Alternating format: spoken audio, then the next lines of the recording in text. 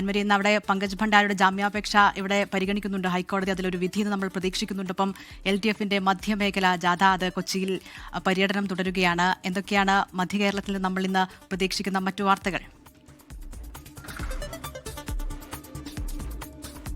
Dilna, very good morning. Dilna സൂചിപ്പിച്ചതുപോലെ തന്നെയുള്ള രണ്ട് പ്രധാനപ്പെട്ട വാർത്തകളാണ് ഇന്ന് മധ്യകേരളത്തിലുള്ളത്. അതിൽ ഏറ്റവും പ്രധാനപ്പെട്ട വാർത്ത അത് ഹൈക്കോടതിയുമായി ബന്ധപ്പെട്ടിട്ടുള്ളതാണ്. ഹൈക്കോടതിയിൽ ഇന്ന് ശബരിമല സ്വർണ്ണക്കൊള്ള കേസിൽ പങ്കജ് ഭണ്ഡാരിയുടെ ജാമ്യാപേക്ഷയിൽ ഹൈക്കോടതി ഇന്ന് വിധി പറയുകയാണ്.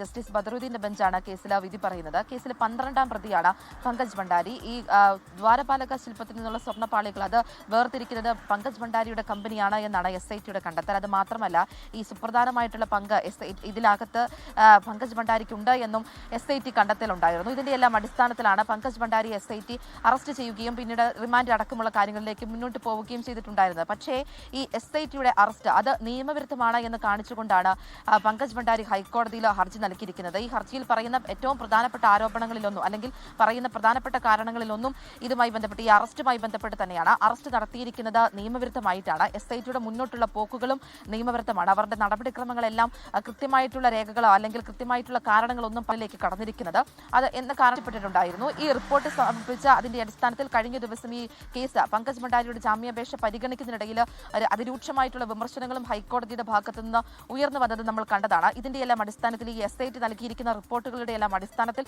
ഹൈക്കോടതി എന്നായാലും ഇന്ന് ഈ കേസിൽ പങ്കജ് ഭണ്ഡാരിയുടെ ജാമ്യാപേക്ഷയിൽ വിധി പറയും. അതാണ് ഏറ്റവും പ്രധാനമായിട്ടും ഹൈക്കോടതിയിൽ നിലനിൽക്കുന്ന വാർത്ത എന്ന് പറയുന്നത്. മറ്റൊന്ന് LDFന്റെ ജോസ് കെ മാണി MP നയിക്കുന്ന വികസന മുന്നേറ്റ മധ്യമേഖല വികസന മുന്നേറ്റ ജാഥ അത് എറണാകുളം ജില്ലയിൽ പര്യടനം തുടരുകയാണ്. കഴിഞ്ഞ ദിവസം പൈങ്ങോട്ടൂര് ജാഥയ്ക്ക് സ്വീകരണം നൽകിയിട്ടുണ്ടായിരുന്നു. പിന്നീട് വിവിധ മേഖലകളിലൂടെ ജാഥ കടന്നുപോയി. ഇന്ന് പെരുമ്പാവൂരാണ് ജാഥ ഇന്ന് ആരംഭിക്കുന്നത്. അതിനുശേഷം പെരുമ്പാവൂർ രാവിലെ ഏകദേശം ഒരു 9:30 കൂടി വാർത്താ സമ്മേളനം, അതോടൊപ്പം തന്നെ പൗരപ്രമുഖരുമായിട്ടുള്ള സംവാദവും ഉണ്ടാകും. അതിനുശേഷം വിവിധ ഇടങ്ങളിലൂടെ അത് പറവൂർ, അങ്കമാലി, വൈപ്പിൻ തുടങ്ങിയ മേഖലകളിലൂടെയെല്ലാം ജാഥ കടന്നുപോകും. വൈപ്പിനിലാണ് ഇന്ന് ജാഥ അവസാനിക്കുന്നത്. പിന്നീട് നാളെ വൈപ്പിനിൽ തന്നെ ജാഥ ആരംഭിക്കും. കലൂർ സ്റ്റേഡിയം ഗ്രൗണ്ടിലാണ് ജാഥ അവസാനിക്കുന്നത്. 3 ദിവസമാണ് ജില്ലയിൽ ജാഥയ്ക്ക് പര്യടനം പറഞ്ഞിരിക്കുന്നത്. അത് 3ാമത്തെ ദിവസമാണ് നാളെ എന്ന് പറയുന്നത്. അതായത് ഫെബ്രുവരി 14-ാം തീയതി കലൂർ സ്റ്റേഡിയം ഗ്രൗണ്ടിൽ ജാഥ അവസാനിക്കുകയും ചെയ്യും. ഈ രണ്ട് പ്രധാനപ്പെട്ട വാർത്തകളാണ് മധ്യകേരളത്തെ സംബന്ധിച്ച് ഇന്ന് നിലനിൽക്കുന്നത്.